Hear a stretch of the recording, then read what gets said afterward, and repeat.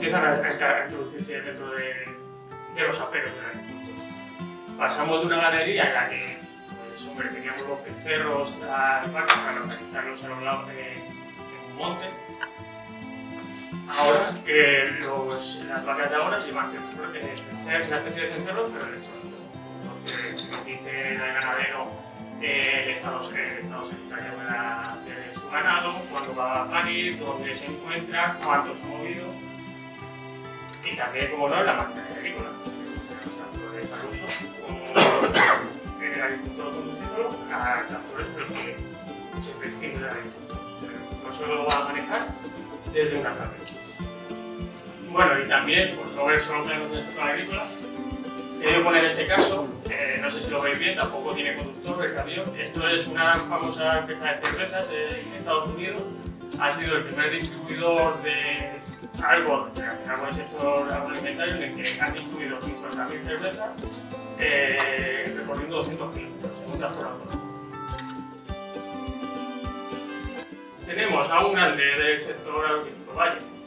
Ha activado un plan en el que piensa invertir 200 millones de euros de 2015 a 2020 en tecnologías de la información, Big Data, Big Data y sus tecnologías alternativas.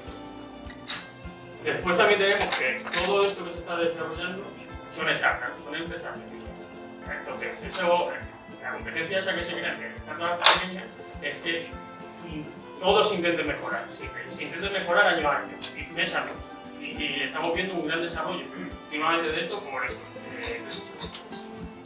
Después, la Unión Europea quiere asegurar una banda ancha a los agricultores de 30 megabytes por segundo.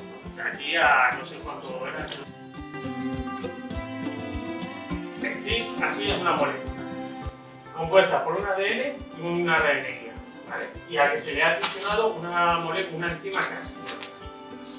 Esta molécula, la guía de ARN detecta la zona donde se tiene que enganchar con el ADN y una vez que lo ha enganchado y esta zona es única, el biotecnólogo es capaz de editar esta zona, esta complementariedad de bases, esta zona es única de enganche y después la enzima Cas lo que hace es cortar por ahí. Y ya está, se va. Y la molécula, una vez hecho el corte, se separa del ADN. Los mecanismos de defensa del ADN lo que hacen es detectar la rotura y la reparan. Pero al reparar la rotura no se hace de forma como estaba antes. Hay errores de lectura por espacios vacíos, espacios que se denominan vacíos en el genoma. Se hace una reparación al azar. Y ya está. Y con eso tienes un gen inactivado.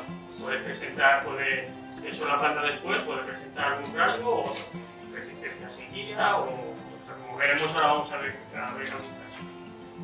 La ventaja que tiene esta técnica, como hemos dicho, es rápida, se hace en 2 meses, como mucho lo están consiguiendo en 2 meses.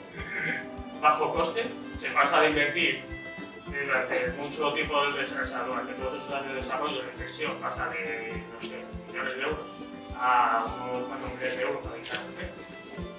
Es precisa y editable. No son organismos transgénicos porque se editan, no se está añadiendo ningún gen de fuera, serían antigénicos, se está silenciando solo el gen. Menos trabas regulatorias, lo pongo así, entre interrogantes. Esto en Estados Unidos parece ser que los organismos que se obtienen con esta técnica no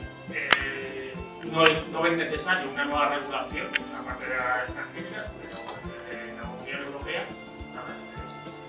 y sobre todo que no tiene derecho exclusivo de uso. Lo han desarrollado universidades, esas universidades han creado startups pequeñas y spin-off, que son las que están explorando la patente de estas tecnologías. Investigadores japoneses, bueno, chinos, han conseguido que trigos resistentes a silenciando un solo gen. Han conseguido hackear, vamos a verlo así, hackear la actividad fotosintética de las plantas también, aumentando la toxicidad de los cultivos. También han actuado para evitar las plagas. Una plaga como es el One Longi, en cítricos han conseguido desarrollar unos híbridos que no tienen la capacidad de transmitir testosterona. También en ganadería han conseguido cerdos resistentes al PRIX y vacas inmunes a la tuberculosis. Bueno, y ya para terminar, Big Data y obtención de semillas. ¿Cómo podría ayudar? ¿Cómo nos podría ayudar estas tecnologías? ¿Qué es el ADN? ¿Vale? Lo primero hay que preguntarse qué es el ADN. El ADN es una secuencia de bases nitrogenadas que tiene todas las características codificadas, todas las características que podrá expresar un microorganismo. ¿Vale? Es decir, el ADN son nuestros datos. Ahí ya tenemos un toque con el Big Data. Son los datos que vamos a expresar.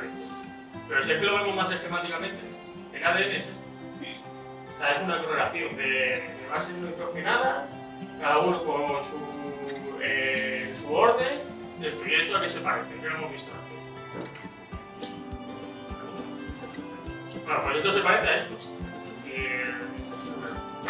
Yo creo, vamos. Como veis. Vale, pues ahí ya tenemos donde puede ayudarnos. Pues el Big Data, según los últimos estudios que he leído y eso, se está utilizando en biotecnología, biología agrícola y biotecnología para hacer descubrimientos genéticos, para ver esas regiones del ADN donde hay un gen que nos interesa. Hay que quitarlo, lo que sea, que nos interesa para que la planta desarrolle, por ejemplo, una resistencia. También se puede prever cómo puede evolucionar un organismo al seleccionar ese gen. Incluso pues, también se puede prever cómo va a comportarse un organismo en un determinado entorno. Y todo esto es gracias a modelos computacionales y algoritmos basados en el Big Data. Bueno, y todo esto, ¿por qué os he contado este rollo hoy? Bueno, porque yo creo que a los que trabajáis con semillas, que sois el inicio de la cadena, habrá que proporcionarles las mejores herramientas para que puedan desarrollar, generar alimentos en el futuro, para conseguir esos retos, dar de comer a 100.000 personas en el futuro, porque sobre todo las semillas son el comienzo de la alimentación. Y nada, muchas gracias.